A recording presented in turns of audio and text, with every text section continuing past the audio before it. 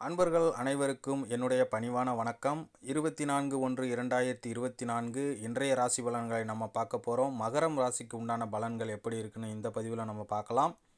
கலக்கலப்பான பேச்சுகளின் மூலம் இன்று மகிழ்ச்சியான தருணங்கள் உங்களுக்கு உண்டாகும். பழக்க வழக்கங்களில் சிறு சிறு மாற்றங்கள் உண்டாகும்.